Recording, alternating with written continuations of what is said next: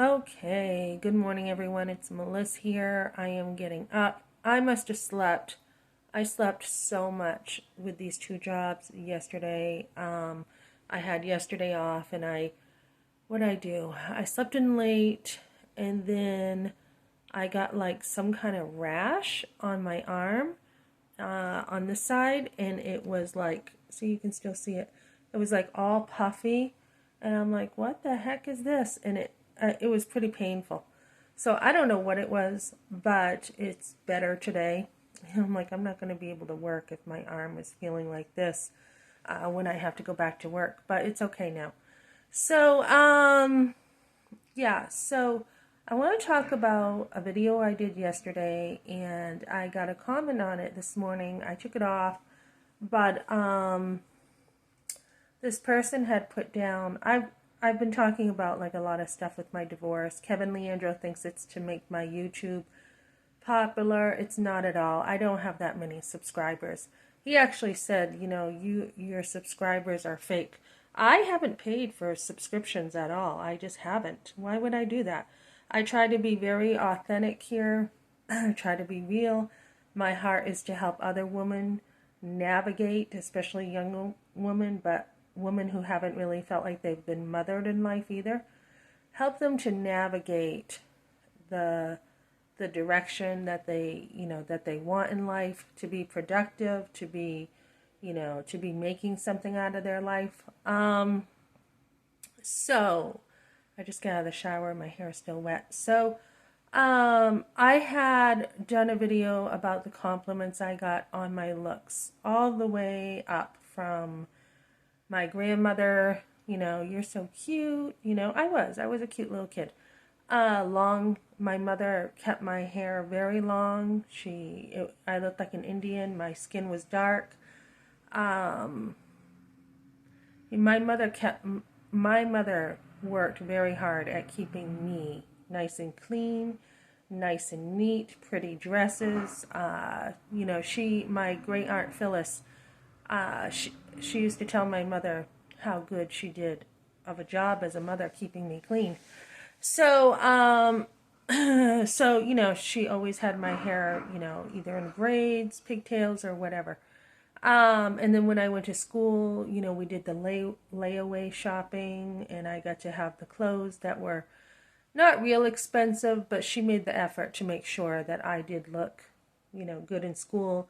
A lot of what my mother did was also out of her um, pain of growing up in the projects and not having, maybe having two pairs of pants to her name and not having stuff. So she made sure I had clothes and I look clean and everything. But on the other hand, my grandmother, there was something that just was a little bit off with her. I mean, with me, beyond her own issues. And I hope to use all this to help other women.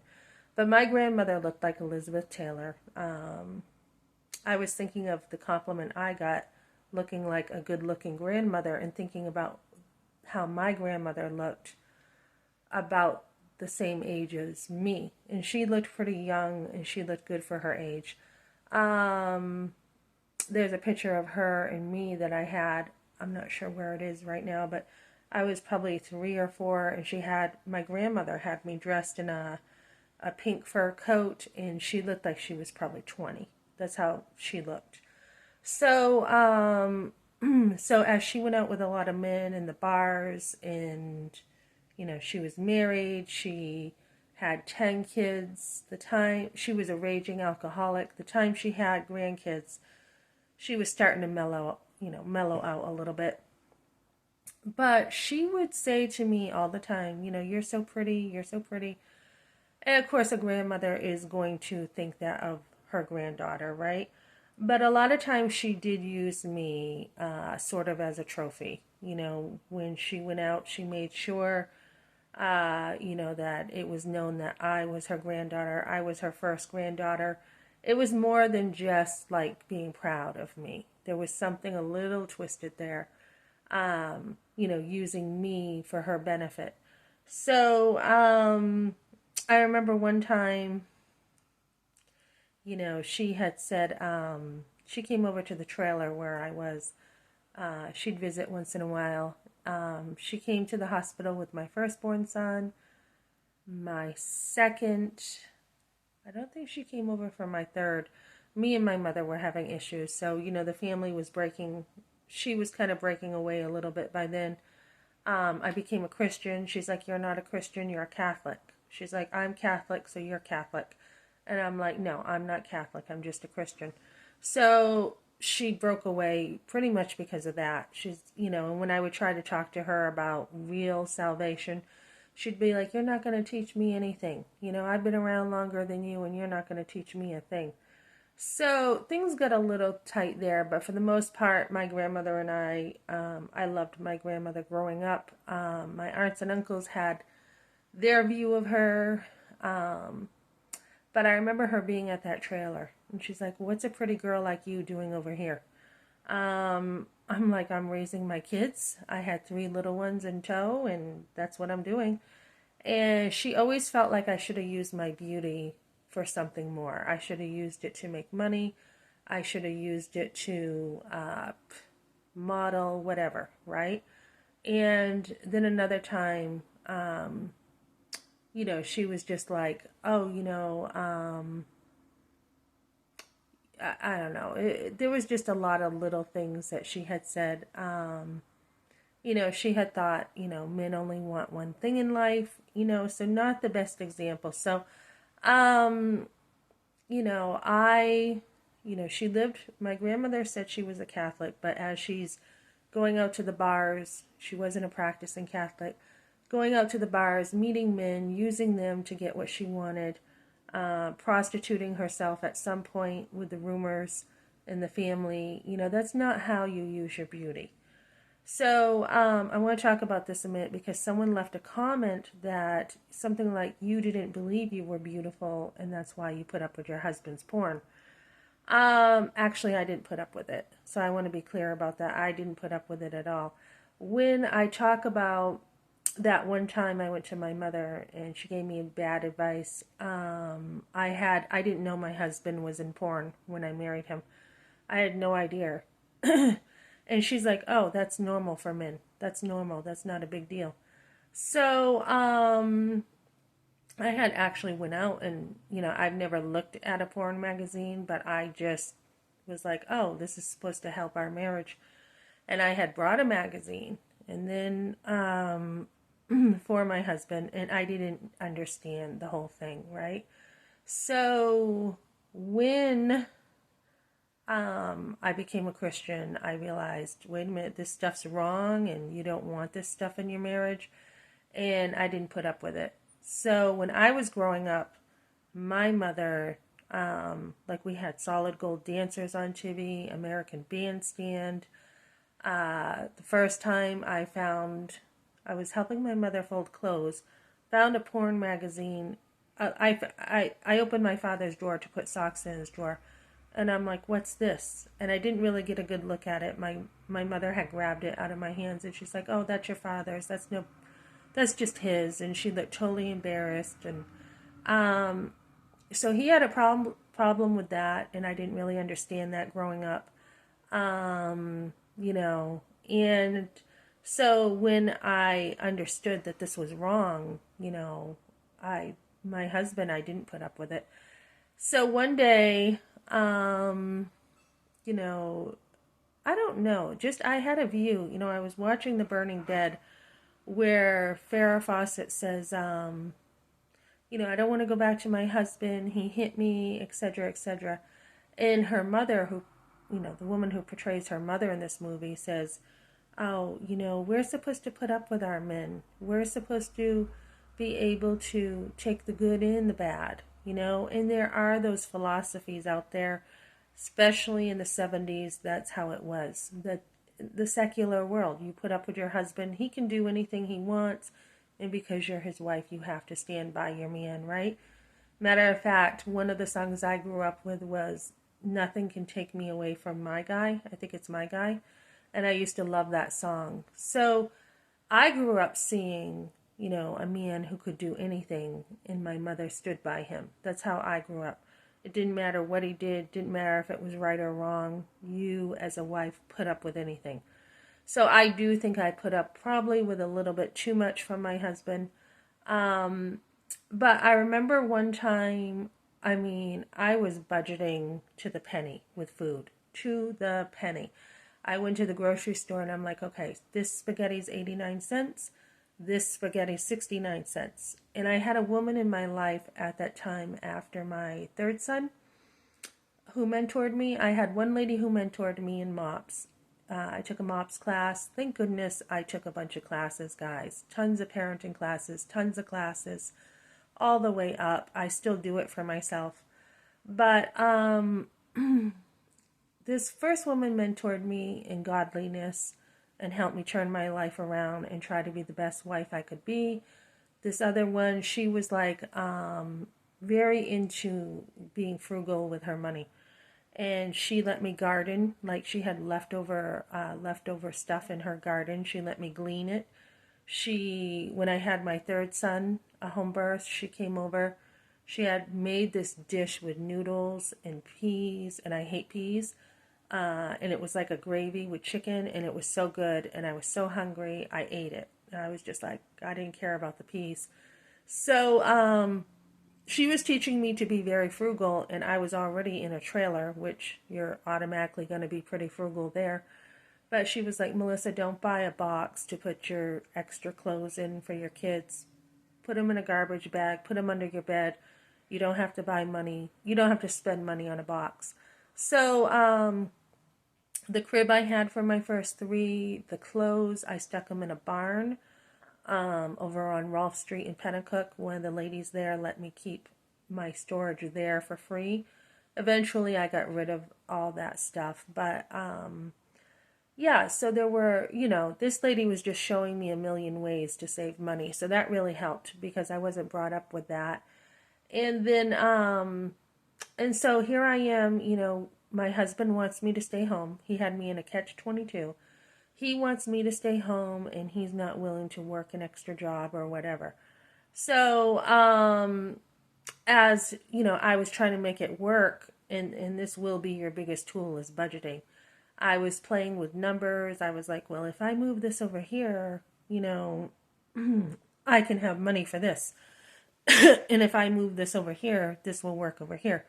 So, and then I took food pantries too. I'm like, why are you pinching pennies when you can just go get this stuff for free and save yourself money, and then that money can go over here. So that was the time in my life that it was the hardest time to be frugal at that time.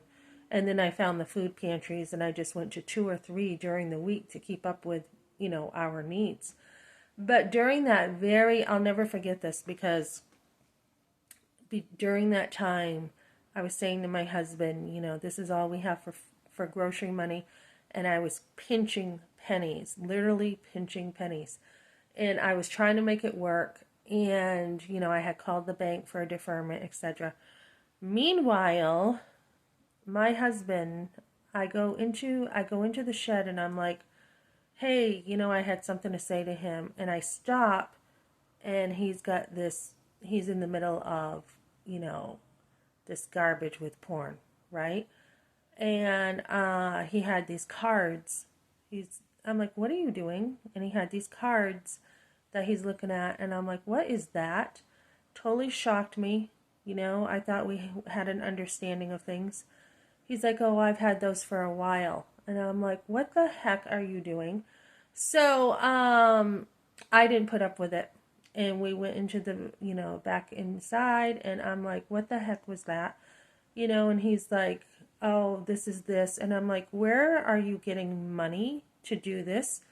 And he's like, I keep money at work. I keep the change. I'm like, I am struggling to pinch pennies here to put food on the table, and you're sneaking behind my back, and you've got change that you're not telling me about. You've got, I'm like, fess up and give it to me. So he had like this huge amount of change saved from, when he'd bring home his check, he's just like, oh, it was this much that I got paid in some change. And I didn't care about the change, right? I'm like, yeah, I mean, whatever. It's not a big deal. You need a soda at work, whatever. He had a huge pile of change and he was using it for porn. So he was saving up, getting himself garbage while I'm struggling to put food on the table for me and him and the kids. So that was not a very, that was like I don't know, a few months of that. That wasn't very long before I was like, I'm going to the pantry, because he had a job loss too. He had taken a job somewhere else, less money but better opportunity to get his foot in the door somewhere else. And so that's what he was doing behind my back for about the first, I don't know. I thought we were good first, what, 7 years or so of our marriage. I didn't even know. Then he betrayed me with his family. So it's not just his family's fault. It was him. And then, yeah, then years down the road, there was some other stuff. And I'm like, what, why are you looking at her? What, you know?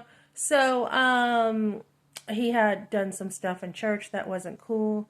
I went to the pastor and I'm like, look, this is what's going on.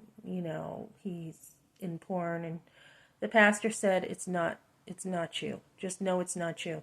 So when this person commented and said, you didn't believe you were beautiful because you put up with porn, I didn't put up with it at all. And one of the things that the pastor said was, that was really helpful. You submit to your husband unless it's wrong.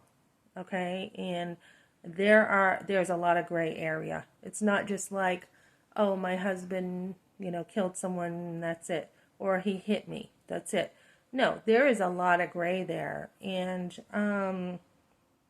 when your husband is got a wandering eye and he's not committed to you, there's a problem there. And it's nothing to do with you. And that's something the pastor kept saying. It's nothing to do with you. And so it's his problem. And I'm sharing this to let other women know, if you've got a guy who's in porn, it's his addiction and it's his problem. And if I knew when I married him what I knew now, I wouldn't have married him. I would not have married a man with an addiction to porn, because it breaks the intimacy in marriage. It breaks it. It's a man who cannot be satisfied with the intimacy that you're supposed to have. And a lot of men don't know how to get their needs met. They don't know how to just be real and say, these are my needs. And so they go to porn, right? And it's just not you. I remember finally, after, I think there was another situation that I caught him with porn, I got this book, and this woman, it's out there. She talks about, I got a book to help me, and she was the same thing. It's not you. You can be the most beautiful woman in the world. Like some of these people, we see some of these models and everything, and their husband is into porn. So it's truly nothing to do with you. But what happens is, it talks about how the brain starts changing because of the dopamine high and everything. The brain will change when a man is in porn. And we see, it talks about in Proverbs that a man who is an adulteress in his heart will be reduced to a crust of bread. So when a man has a hard time with controlling himself around beautiful women, he is reduced to nothing. And it's true. I think that was part of my husband with the divorce. He's in his own world, and he can't connect. He can't figure out how to connect. And so you just, and especially when he started going to church and became a Christian, I thought, okay, he's going to, change for the better. And he chose to go back into the dog vomit, so to say. He chose to go back into the world. So you are, as a woman, if you see this, don't handle it on your own. My husband did get some kind of counsel with what had happened, but it was just all, I don't think it hit his heart. So when we see this movie like The Burning Bed, I'm so proud of Farrah Fawcett for that movie. Our worth, like a lot of times when we're good looking or whatever, we don't want to base our worth on how we look. And I had taken a Grace for the Wounded group years ago, and I was talking about my family, and I said to one of the women, I said, she's like, "Oh, Melissa, you look beautiful today. You're all dressed up." And I don't always dress up. She was like, "You look like you could be a model. You look like a sailor." I had on this white blazer, and I did dress up, and I had said to her, "Thank you, but that tends to be my main vein," when we were talking later, because we did have, some confidentiality and stuff in this group. I said, that is my main vein. That is where I have found my worth in many situations. Oh, you look good, and that's your main vein. That's like it when you're brought up that way. It's just like cut through character, cut through your smarts, cut through your personality. It's just boom. It's like a drug almost. It's like there's the main vein. You're good looking. You can get whatever you want in life. You can get any man you want in life. These are the lies being told to us when a woman's good looking. You can get away with anything in life. You can, what else? You, doesn't matter if you're smart. You don't have to use your brains. So what you want to do, and this is where my channel, I really want to help other women with this. Don't base your worth on how you look. Don't do that, because your beauty is going to go, first of all. I mean, I've got a rash here on my arm and it looks awful. Your beauty will go. So, I've never really been into my looks. I talk about that definitely with other people, with guys, easy, access because you're good looking. But I personally did not think, oh yeah, I'm that good looking. I was actually insecure growing up, and I have no idea why. But it was later on as a Christian and seeing my worth before God and what Christ says about me that gave me more worth and validation in my life. And so your beliefs and that is who you are in Christ, your identity in Him. You are the apple of His eye. You are, God is watching His children. That's where you find your worth. And the more you're in Scripture, the more you're going to feel beautiful. And it's because of the knowing your worth before God that gives you that. It's not the makeup. It's not the cosmetic world that tries to give you hope. It's not exercise. Exercise should be just to make you be able to be strong enough to be able to get things done during the day, keep you healthy. It's not what other people say, because other people people have different opinions. And as a matter of fact, in this comment, this woman said that psychological violence to be told all the time that you're good looking. It is an easy way for guys to get in there with you. So you don't want to let anything go to your head. So, a lot of times when we are just way out there, like I was way out there, and you're just living on, what other people think about you, it's just a really scary place to be, because you're being, hot wired, so to say, to be a certain way when you actually want to appreciate other things about you, like that inner beauty I talked about, or being smart, or being hardworking. And luckily I did have that in my background from my father's family. Very hardworking. My father was a man that did have some convictions about things, whether they were right or wrong. They did give me some kind of standard in life.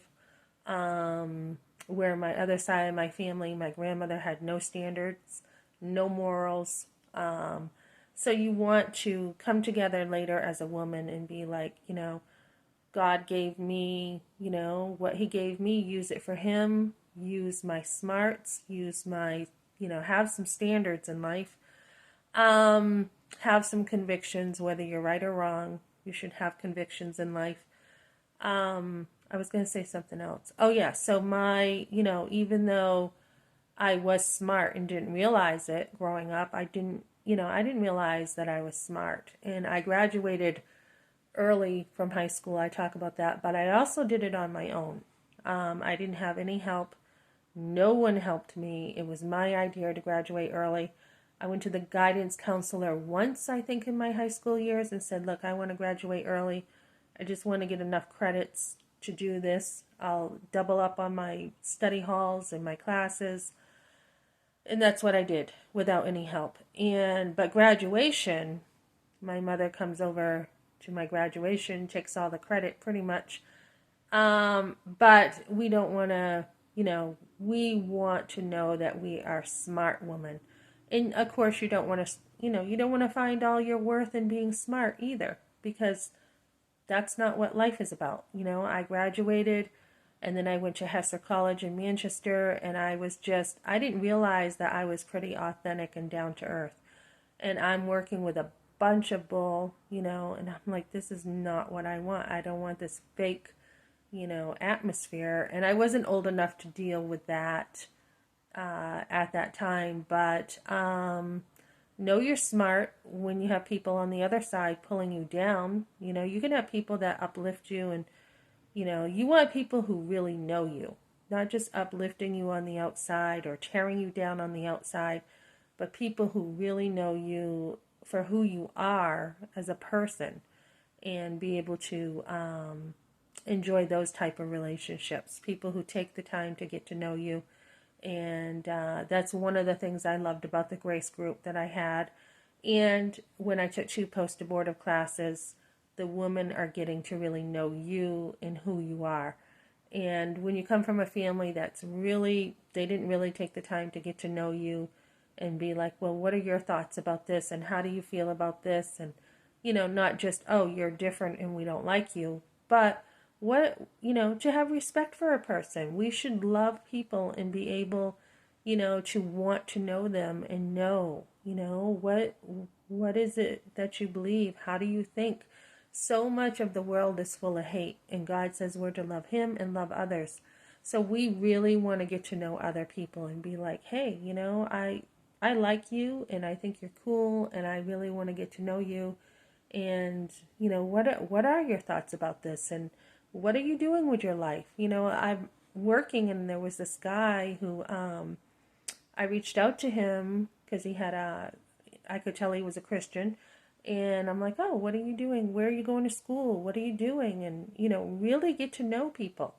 And we should have joy in our relationships. They shouldn't be what I'm going through with my husband. It shouldn't be a battle of the wills.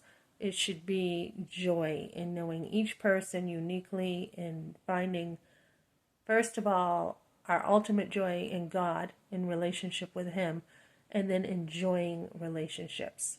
We should be able to take negative stuff that's dirty, There's a lot of magazines and a lot of trash out there, dirty.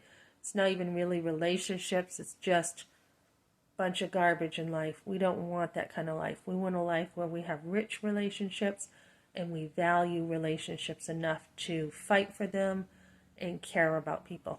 Okay, thanks for joining me, guys.